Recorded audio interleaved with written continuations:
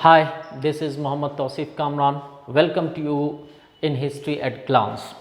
इस वीडियो में हम लोग आज पढ़ेंगे कॉलोनियल डोमिनेशन एंड रेजिस्टेंस, यानी औपनिवेशिक वर्चस्व और उसका प्रतिरोध।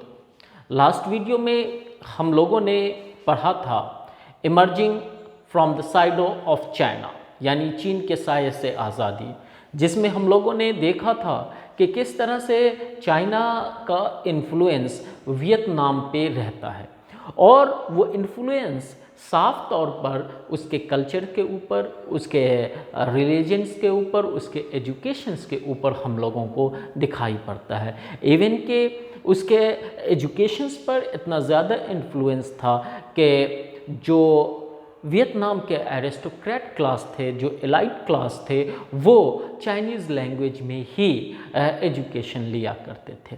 उससे आज हम लोग देखेंगे कि किस तरह से कॉलोनियल डोमिनेशन एंड रेजिस्टेंस में देखेंगे कि किस तरह से फ्रांस ने वियतनाम के ऊपर अपनी डोमिनेंसी को इस्टेब्लिश किया, और जब उन्होंने डोमिनेंसी को इस्टेब्लिश किया, अपने वर्चस्व को स्थापित किया, तो फिर वहाँ के लोगों ने किस तरह से उनका रेजिस्टेंस किया, उनका प्रतिरोध किया। जब फ्रांस ने वियतनाम के ऊपर अपनी डोमिनेंसी इस्टेब्लिश की, तो वियतनामी लाइफ यानी वियतनाम के लोगों की जो ज़िंदगी है वो पूरी तरह बदल गई। Conflict with the colonials in all areas of life. जब फ्रांसीसी ने वियतनाम के ऊपर अपनी डोमिनेंसी इस्टेब्लिश की, तो ज़िंदगी के हर मोर्चे पर, हर कॉर्नर पर जो है, जो कॉलोनियल्स थे, जो औपनिवेशिक शासक थे, उनका वियतनामी लोगों के साथ कन्फ्लिक्ट होने लगा, उनके साथ डिस्प्यूट होने लगा, उनके साथ जो है क्या कहते हैं मतभेद होने लगे, उनके साथ उनका जो है विरोध उसका होने लगा। यानी हर ज़िंदगी के हर मोर्चे पर, चाहे वो एजुकेशंस का हो, चाहे रिलीजन्स का हो, चाहे कल्चर्स का हो, या कोई दूसरा मोर्चा हो, कोई दूसरा कॉर्नर हो, सबों के ऊपर उनका कन्फ्लिक्ट होने लगा, उनके बीच जो है टकराव होने लगे, यानी कॉलोनियल रूलर्स और वियतनामी लोगों के बीच। The most visible form of control was military and economic। ये मोस्ट इंपॉर्टेंट है कि मोस्ट विजिबल यानी जो सबसे अच्छे तरीके से, यानी बिल्कुल साफ तरीके से अगर फ्रांसीसी कंट्रोल किसी चीज़ पर दिखाई पड़ता था, तो वो क्या था? मिलिट्री एंड इकोनॉमी, यानी सैनिकों के ऊपर और वहाँ की अर्थव्यवस्था के ऊपर, वहाँ की आर्थिक गतिविधियों के ऊपर, वहाँ की जो आर्थिक इकोनॉमिक लाइफ है उसके ऊपर फ्रांसीसी का जो कब्जा है वो साफ तौर से हम लोगों को देखने को मिलता है। But the French also built A system that reshaped the culture of Vietnamese। लेकिन सिर्फ जो फ्रांसीसी है वो इकोनॉमिक लाइफ के ऊपर या फिर मिलिट्री के ऊपर अपना कंट्रोल करके ही सेटिस्फाइड नहीं था, बल्कि वो एक ऐसा सिस्टम बना रहा था, बिल्ड ए सिस्टम, यानी ऐसा सिस्टम बना रहा था that reshape the culture of वियतनामी, यानी वियतनामी का जो कल्चर्स था उसको दोबारा ढाल सके। दोबारा ढालने का मतलब है कि अपने तरीके से फ्रांसीसी का जो वेस्टर्न कल्चर्स था उसको जो है वो क्या कहते हैं वियतनामियों के यहाँ इस्टेब्लिश कर सके, यानी वियतनामी जो कल्चर्स थी उसको फ्रांसिस कल्चर्स के साथ, जो फ्रांसीसियों का कल्चर्स था उसके साथ वो रिप्लेस कर सके, उसके साथ जो है वो क्या कहते हैं बदल सके। यानी अगर हम दूसरी तरीके से कहें तो फ्रांसीसियों ने एक ऐसा सिस्टम बनाया जो न सिर्फ इकोनॉमिक और मिलिट्री के ऊपर कंट्रोल रखा, बल्कि वियतनामियों के कल्चर्स को भी तहस नहस कर देना स्टार्ट किया, यानी उसको बर्बाद करना शुरू किया। और जब फ्रांसीसियों को वियतनामियों को जैसे जैसे ये रियलाइज़ होने लगा, ये महसूस होने लगा कि वो धीरे धीरे फ्रांसीसियों के हाथों सब कुछ खो रहे हैं, यानी फ्रांसीसी डोमिनेंसी जो है क्या कहते हैं उनके ऊपर इस्टेब्लिश्ड होती जा रही है, वैसे वैसे उनका रेजिस्टेंस बढ़ता चला गया, वैसे वैसे उनका विरोध जो है वो फ्रांसीसियों के अगेंस्ट में बढ़ता चला गया। और यहीं से जो है वियतनामियों के अंदर नेशनलिज्म, वियतनामियों के अंदर राष्ट्रवाद का जो है क्या कहते हैं नेशनलिज्म, राष्ट्रवाद क्रिएट होने लगा, उनके अंदर पैदा होने लगा। अब सवाल ये उठता है कि आखिर फ्रांसीसी कब और कैसे वियतनाम के अंदर आए। In early 17th century, French missionaries arrived for spread Christianity in Vietnam. 17th century का मतलब ये नहीं है कि 1710, 1720। 17th century का मतलब है कि 1605, 1610, 1620। इट मीन्स ये कि 1601 से लेकर 1700 तक जो जितने भी साल आते हैं उसे हम लोग 17th सेंचुरी कहते हैं। तो इसी 17th सेंचुरी के अंदर फ्रेंच मिशनरीज कहते हैं ईसाई धर्म को फैलाने वाले ग्रुप को, ईसाई रिलीजन क्रिश्चियनिटी को फैलाने वाले ग्रुप को मिशनरीज कहा जाता है। तो वही French missionaries arrived for spreading Christianity in Vietnam. तो 17th सेंचुरी के अर्ली फेज में क्या कहते हैं जो मिशनरीज थे, ईसाई धर्म को फैलाने वाले थे, वो वियतनाम आए थे क्रिश्चियनिटी को स्प्रेड करने, क्रिश्चियनिटी को फैलाने। लेकिन यहाँ पे एक सवाल ये उठता है कि वियतनाम के अंदर कौन आए। जैसे आपने देखा कि इंडिया के अंदर बहुत सारे कंट्री आए, लेकिन उनमें जो है क्या कहते हैं ब्रिटिशर्स ने राज किया, लेकिन सबसे पहले पुर्तगीज आए थे। ठीक वैसे ही वियतनाम के अंदर फ्रांसीसियों से, यानी फ्रांस से भी पहले एक देश आए थे जिनका नाम था पुर्तगाल। वो पुर्तगाल 1530 ईस्वी में फ्रांस आए थे, लेकिन वो फ्रांस के अंदर वियतनाम आए थे, लेकिन वो वियतनाम के अंदर अपना रूल एस्टेब्लिश्ड नहीं कर सके थे। और पुर्तगाल के बाद वहाँ क्या कहते हैं ये फ्रांस वहाँ आए, और फ्रांस पहली बार इस वियतनाम के अंदर आए थे 1620 में। 1620 ईस्वी में फ्रांसीसियों ने वियतनाम में पहली बार अपना कदम रखा था। एक मिशनरीज के तौर पर एक क्रिश्चियनिटी रिलीजन्स को स्प्रेड करने के होप्स को लेकर वो आए थे। और जो ग्रुप्स आया था उसके लीडर थे अलेक्जेंडर द रोडेस।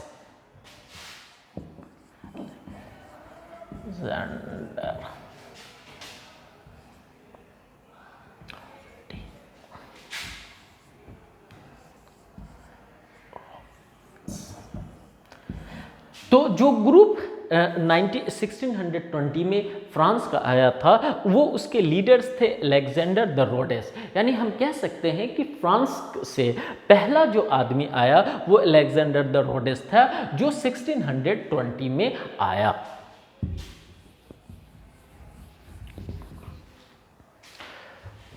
उस टाइम में एक्चुअली जो यूरोप के देश थे, अब कहेंगे कि जो फ्रांस है उतनी दूर वियतनाम क्यों गया, लेकिन उस टाइम में ऐसा था कि यूरोप सिर्फ फ्रांस ही नहीं बल्कि यूरोप के जितने भी कंट्री थे, इंग्लैंड थे, पुर्तगाल थे, स्पेन थे, वो सारे कंट्रीज जो है अपने आप को सुपीरियर मानते थे। उनका ये मानना था कि वो पूरी दुनिया में श्रेष्ठ है, सुपीरियर है।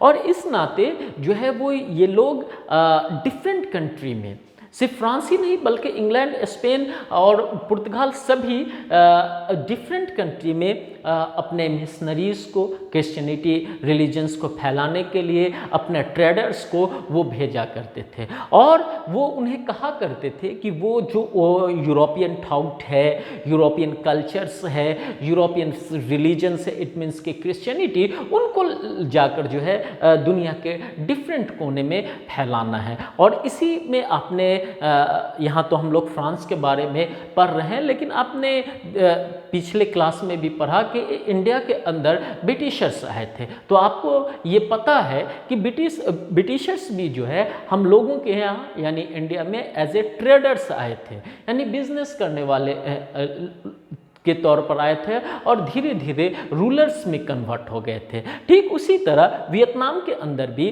फ्रांस जो है एक मिशनरीज के तौर पर आया था और धीरे धीरे खुद को ऐसे पोजीशंस में ले आया कि वहाँ अपनी कॉलोनीज को एस्टैब्लिश कर लिया।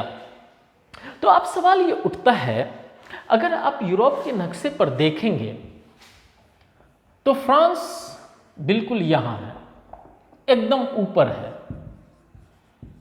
फ्रांस, और एकदम नीचे जो है ये इंडिया है, और फिर यहाँ पर जो है वियतनाम है, वियतनाम है, ठीक है, यहाँ पर जो है बिल्कुल वियतनाम है। और फ्रांस को जो है यहाँ से बिल्कुल इंडिया से क्रॉस करके जो है यहाँ वियतनाम आना पड़ता है। तो अब आपके मन में सवाल ये उठता होगा कि क्या फ्रांस जो है वियतनाम गया और बीच में जो ये इंडिया पड़ रहा है, क्या वो इंडिया नहीं आया?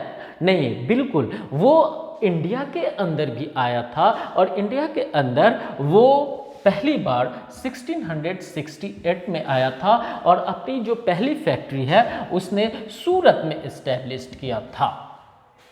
लेकिन उसने अपनी कॉलोनीज 1675 में पहली बार यहाँ पर पौंडीचेरी के अंदर, यहाँ पे एक जगह है पौंडीचेरी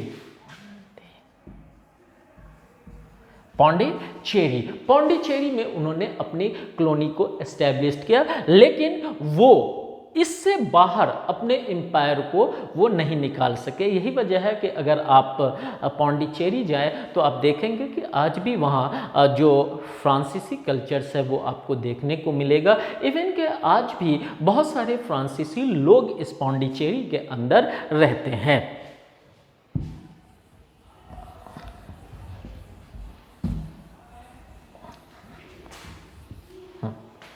तो क्या है, तो इस तरह से वो एक मिशनरीज के तौर पर फ्रांस जो है वो वियतनाम के अंदर आया था। और वो क्या था, कैथोलिक जो है वो मिशनरीज था। और अगर आप देखेंगे तो ये मिशनरीज 18th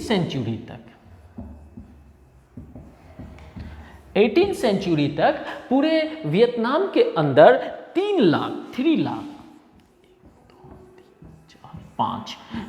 लाख लोगों को ईसाई में यानी क्रिश्चियनिटी में वो कन्वर्ट कर दिया। जब इतने लार्ज नंबर पर वियतनाम के अंदर लोग क्रिश्चियनिटी में कन्वर्ट हो रहे थे, तो जाहिर सी बात थी कि जो वहाँ के रूलर्स थे, वहाँ के जनरल्स पीपल्स थे, उनके मन में इन फ्रांसीसियों के अगेंस्ट में ज़रूर गुस्सा रहा होगा। और इसी गुस्से की वजह से दोनों के बीच कन्फ्लिक्ट क्रिएट हुआ। This created conflict between the empire and missionaries.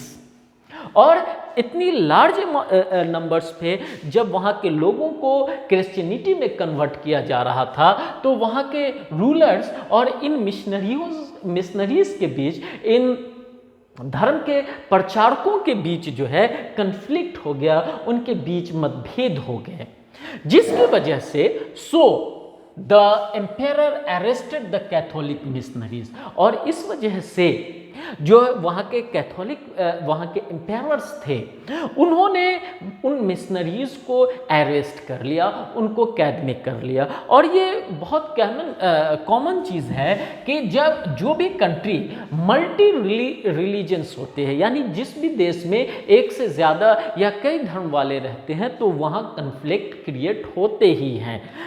हालांकि ये कन्फ्लिक्ट मिसफॉर्चून है, दुर्भाग्यपूर्ण है। आप इंडिया के अंदर भी देख सकते हैं कि यहाँ मल्टी रिलीजन यानी बहुत सारे रिलीजन्स के, बहुत सारे धर्म के लोग रहते हैं और उनके बीच अक्सर मतभेद हो जाते हैं, जो अनफॉर्चुनेट है, जो दुर्भाग्य है। लेकिन मैं ये समझाने के लिए कह रहा हूँ आपको कि जहाँ भी मल्टी रिलीजन्स होते हैं वहाँ कन्फ्लिक्ट होते हैं, लेकिन लोग फिर उसे सुलझा लेते हैं। तो यही कंडीशंस जो है उन दिनों वियतनाम के अंदर था कि इतने लार्ज अमाउंट पर, लार्ज नंबर्स पर जब कन्वर्टेड किए जा रहे थे, तो वहाँ के एम्पायर्स ने उन मिशनरीज को जो है अरेस्ट कर लिया।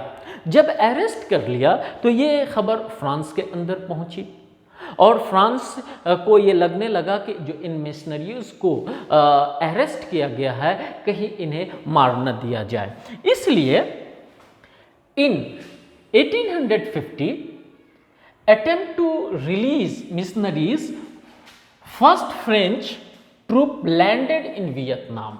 और इसी मिशनरीज को छुड़ाने के लिए पहली बार 1858 में फ्रेंच ट्रूप का मतलब है फ्रांसीसी आर्मी, उसने जो है क्या कहते हैं अपने ट्रूप्स को, अपने मिलिट्रीज को भेजा, जो पहली बार 1858 में वियतनामी के ज़मीन पर उतरे। इसलिए ये 1858 का जो डेट है बहुत इम्पॉर्टेंट है, क्योंकि इसमें पहली बार ऑफिशियली फ्रांसीसी ट्रूप्स जो है वो वियतनाम के अंदर आई। और एक और जानकारी आपको हम दे दें कि इस वक्त जो फ्रांस का एम्पायर था उसका नाम था नेपोलियन थर्ड।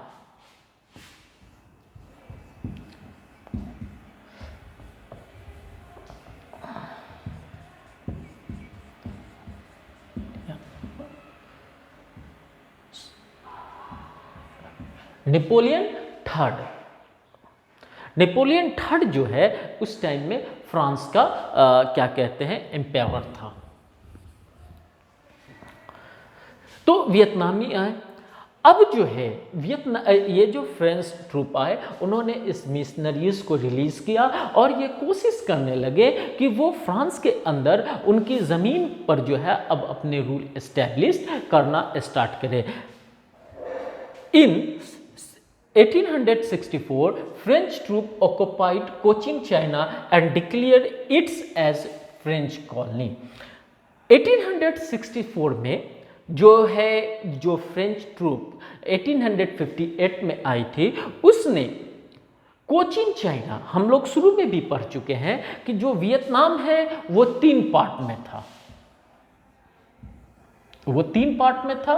नॉर्थ जो क्या था, टोकिन था, मिडिल अन्नाम था, और साउथ जो था चीन, चाइना, कोचिन चाइना था। तो ये जो साउथ का पोर्शन था, इसको जो है 1864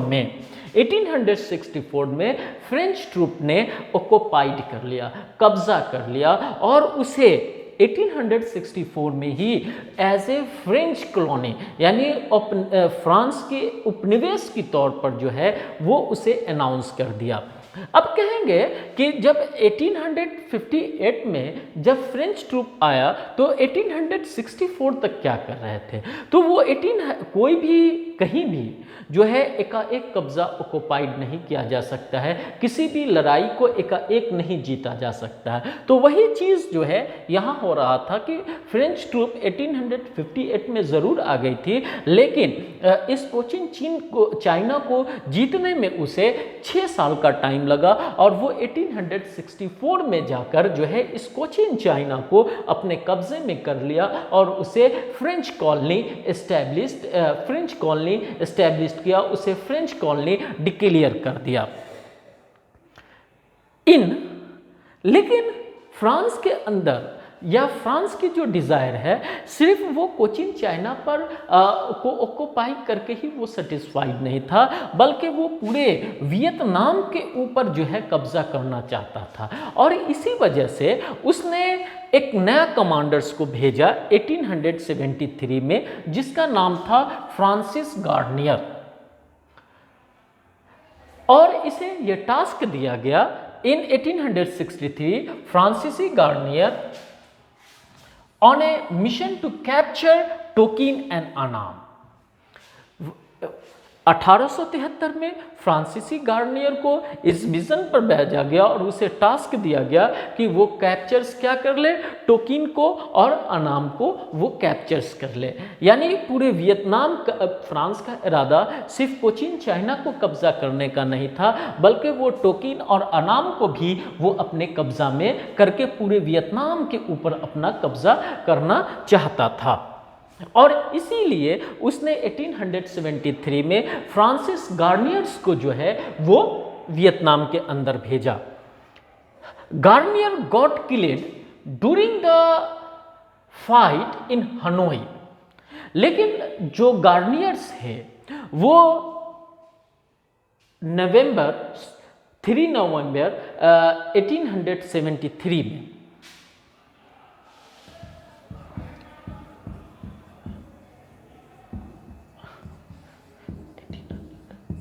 1873 में हनोई जो है वो कैपिटल है इस टोकिन का। हनोई क्या है?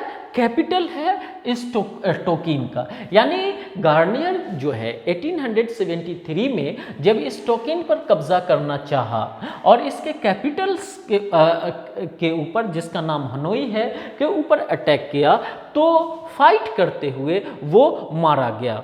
Soldier of the court of Nguyen dynasty. यानी ये किससे वार कर रहा था?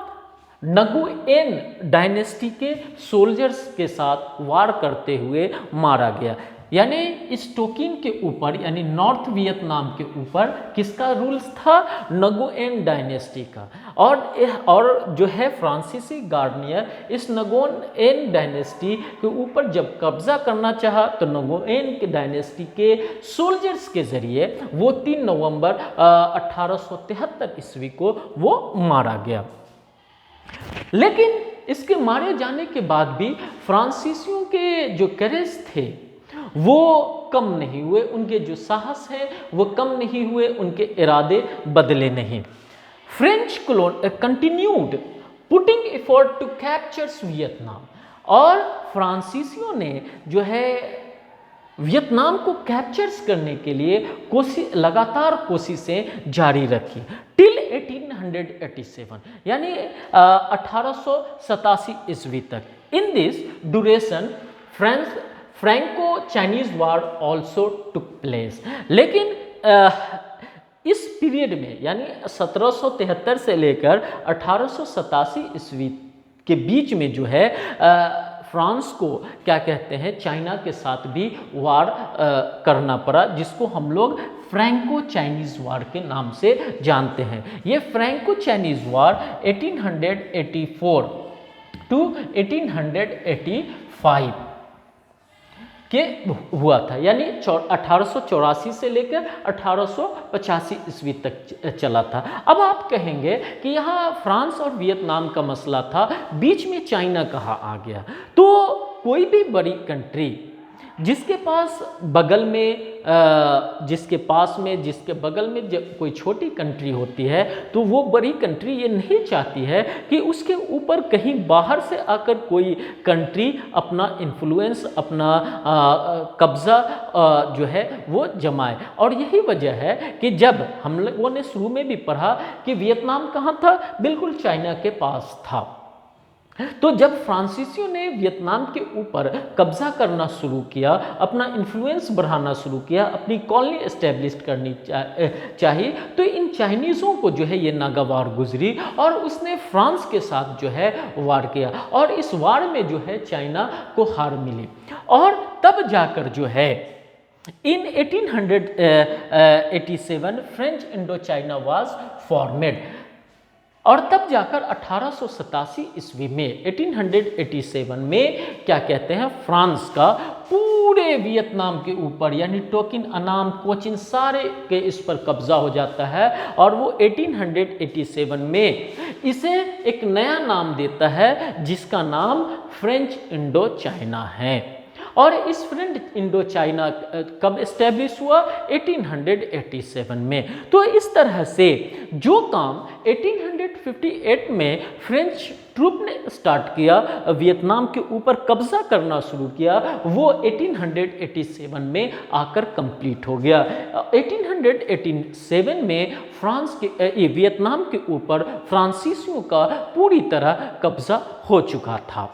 और जब कब्जा हो गया तो जैसे जैसे लोगों को इसका एहसास होने लगा कि उन्होंने क्या खोया है, यानी फ्रांसीसियों के कब्जे में जाकर उन्होंने क्या क्या खोया है, वैसे ही वैसे उनके अंदर रेजिस्टेंस की जो है स्पिरिट वो उनके अंदर बढ़ने लगी। और उनके अंदर ये स्पिरिट कैसी थी, इसको हम लोग, उस टाइम के एक पोएट थे नगुएन दिना चियो, जिन्होंने उस टाइम में जब फ्रांसीसियों ने कब्जा कर लिया तो एक पोएम लिखी थी। ये 1882 से 1888 तक थे। तो उन्होंने एक पोएम लिखी थी। इसके ज़रिए आप समझ सकते हैं कि फ्रांसीसियों के हार्ट में, फ्रांसीसियों के दिल, वियतनामियों के हार्ट में, वियतनामियों के दिल में फ्रांसीसियों के अगेंस्ट में क्या चल रहा था। उन्होंने लिखा, I would rather face internal darkness, मैं चिर अंधकार में रहना पसंद करूंगा, than see the face of traitors, लेकिन मैं गद्दारों को देखना पसंद नहीं करूंगा। I would rather see no man, मुझे कोई भी आदमजात, कोई भी इंसान ना दिखे, कोई बात नहीं, then encounter one man's suffrage, लेकिन मुझे किसी इंसान की पीड़ा, मुझे किसी इंसान की तकलीफ देखना पसंद नहीं। I would rather see nothing, मुझे कुछ भी ना दिखे, कोई बात नहीं, than witness the dismemberment of the country in decline, लेकिन अपने देश को छिन-भिन्न होता हुआ, अपने देश को बर्बाद होता हुआ मैं देख नहीं सकता। तो इस तरह की जो स्पिरिट है वो वियतनामियों के दिलों के अंदर घर कर गई थी। और उनकी जो स्पिरिट है, उनके जो इमोशंस हैं, नगुआन दिना चिह ने अपने इन छोटे से पोएम के अंदर व्यक्त किया। तो इस तरह से हम लोग देखते हैं कि किस तरह से फ्रांसीसियों ने वियतनाम के ऊपर अपनी डोमिनेंसी एस्टेब्लिश की, किस तरह से उन्होंने अपनी कॉलोनी को जो है क्या कहते हैं वियतनाम के अंदर एस्टेब्लिश किया। और अगर आपको इसमें कोई दिक्कत है तो आप हमें YouTube चैनल्स पे कमेंट करके पूछ सकते हैं, हम उसका रिप्लाई करेंगे। Thank you.